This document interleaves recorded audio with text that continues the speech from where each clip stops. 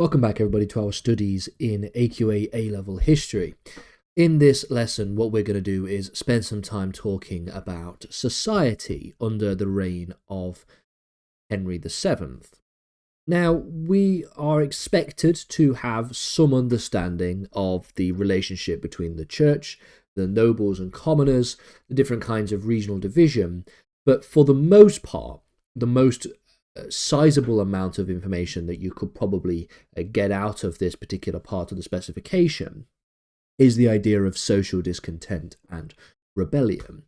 Now, it should be noted that the point at which we're talking about the reign of Henry VII, from 1485 to 1509, is the point at which we're seeing the relatively slow decline of feudalism, but that is very much still a feudal state. We see that the society in England at this time was highly hierarchical, with different groups within English society having different roles and different positions within said society. The churchmen, for example, or the clergy, had a significant role in English society at this time. The Catholic Church was a powerful institution in England, not only because of its spiritual authority, but also due to quite a lot of political and economic influence at the time. Churchmen were made up of bishops, archbishops, monks, and abbots, and were often involved in governance as well as the playing of key roles in the administration of justice and the administration of local government. The church would control quite a significant amount of wealth, and if you remember from our other lessons looking at Henry VII, the concentration of wealth and power was one of Henry's central aims. The monastic orders especially had large estates contributing to their influence. The Benedictine monasteries, for example, were wealthy and influential. The church also had the right to levy tithes. Tithes were a 10% tax on income. This further increased the economic power of the church. Now, ultimately, in terms of the political role of the church, it should be noted that Henry VII relied on this political role in order to solidify his rule and also as a means of controlling local communities. One of Henry's chief advisors, for example, was Cardinal Morton, who was an example of a churchman who held quite a substantial amount of political influence. Now, we should also note, with the benefit of hindsight, that there are definitely early signs of discontent with Rome. Now, tensions with Rome, of course, did not really spill over until the reign of Henry VIII. But the reign of Henry VII does see certain signs of potentially discontent with Rome, and we can think of this as a basic precursor to the English Reformation. While there were no immediate conflicts with Rome during this time, Henry was mindful of the fact that the church was a particularly powerful institution. There were definitely tensions and worries in the minds of Henry, especially when thinking about the death of Prince Arthur and the extent to which the Catholic Church and the papacy would be able to or allow for the granting of a new marriage to Henry VIII. Following his death, following the death of Prince Arthur to Catherine of Aragon. We noted that in the previous lesson that this death in 1502 of Prince Arthur was one of those significant events that ultimately shapes the relationship between Spain and England, or between Henry on the one hand and Isabella and Ferdinand on the other. The nobility then was a very important part of this period of history, and under the reign of Henry VII, we can see that the idea of the nobility was in a state of flux. We note that, for example, the Wars of the Roses between around 1450 to 1487 had decimated the ranks of the old nobility, leaving the aristocracy weakened and divided. Henry had worked to harden his strength over the nobility and his authority over the nobility. He wanted to ensure that there was no nobles that could ever challenge his reign, and so that meant keeping them down and also ensuring that any ones that were powerful were loyal to him. And so he ensured their loyalty through strategic policies of financial and political control. So we can see that there was definitely control over the nobility.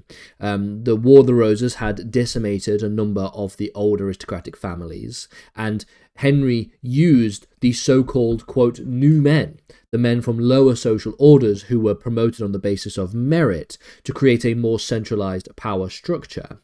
He would use acts of attainders to keep down and to punish those who were disloyal to Henry, especially after the Battle of Bosworth.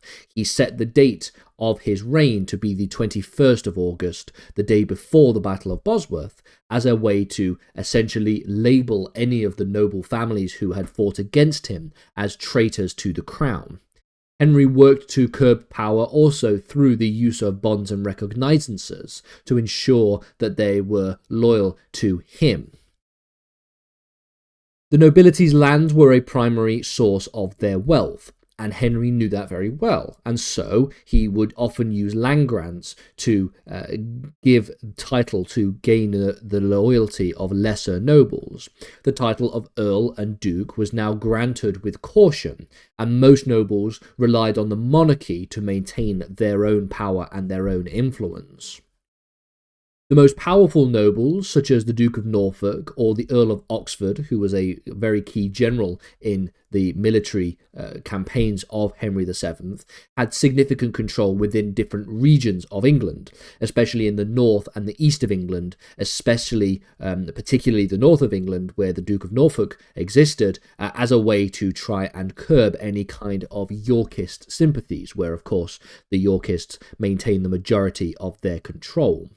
Henry VII tried to limit independent power of these nobles through a central, strong governance system.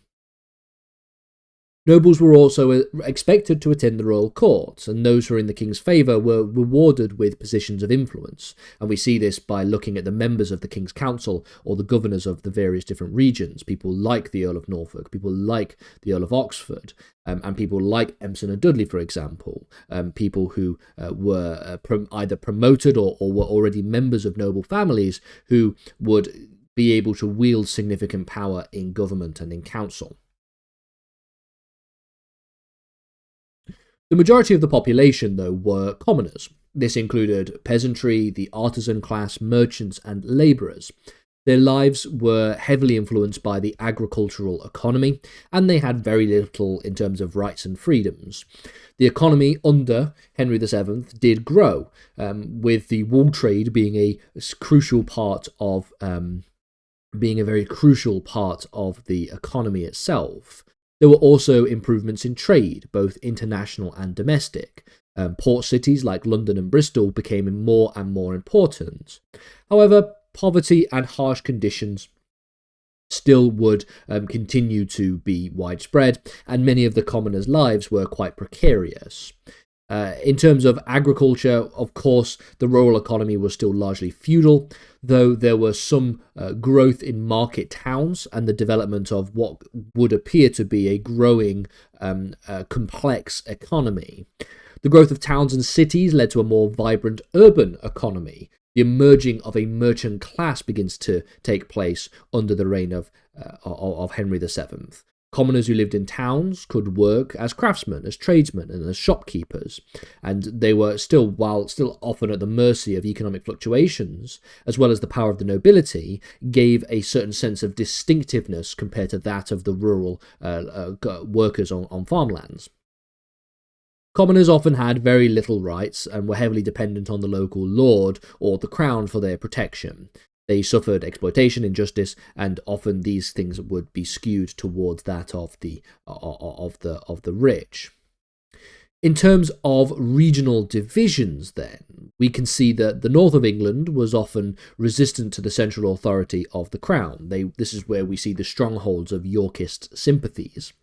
The powerful nobles in the north included people like the Percy family, the Earls of Northumberland. They had often quite significant amount of authority. The region was a source of potential unrest, especially after the defeat of and the death of Richard III in the Battle of Bosworth.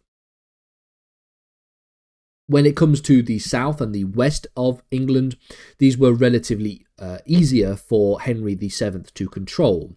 Areas around London were important centres for royal administration, and so there was the ability for Henry to control these areas in much tighter manners. Now, ultimately, probably the most important part of this conversation concerns the idea of social discontent and rebellion. Now, this reign, there were two main events that take place in terms of social discontent and rebellion, and they were both concerning the idea of taxation.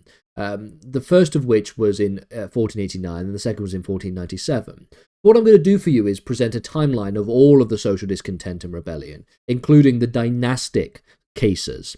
So the dynastic cases include, for example, in 1487, the notable pretender of Lambert Simnel. We noted this in a previous lesson. Now, the specification and textbooks often distinguish and delineate between the pretenders to the throne, the Lambert Simnels and the Perkin Warbecks and the Staffords, for example. They delineate those from the rebellions on the basis of taxation. And that's often because the former concerns the idea of consolidation of power, concerns the idea of dynastic threats to the reign of Henry VII, whereas the other rebellions, like for example the Yorkshire Rebellion of 1489, was more economically motivated. So the Yorkshire Rebellion, for example, was a response to taxes that were imposed to fund a war against, I believe, France. The tax burden was unpopular in the north, where the population was already economically strained, and the rebellion would end in failure, but highlight the resentment of the commoners and the nobles towards the crown's financial policies. In 1491 to 1499, of course, you have the reign of, or the imposition, should I say, of Perkin Warbeck. Perkin Warbeck not only was a pretender to the throne, but also would utilise the second of these rebellions, the 1497 Cornish Rebellion, as a way to try and claim the throne using the discontent from this rebellion. Again, another significant uprising sparked by resentment over taxation for Henry's war with Scotland. The rebellion drew attention to the economic difficulties faced by the commoners and the widespread resentment towards royal financial demands. It was notable for the large numbers of common people that were involved in the rebellion and just how close they got to London before they were eventually defeated. And these kinds of rebellions show very clearly that Henry had to balance the desire for major financial settlement to maintain his treasury and to maintain his succession with the maintenance of social order and control in relation to the taxation policies that he had implemented.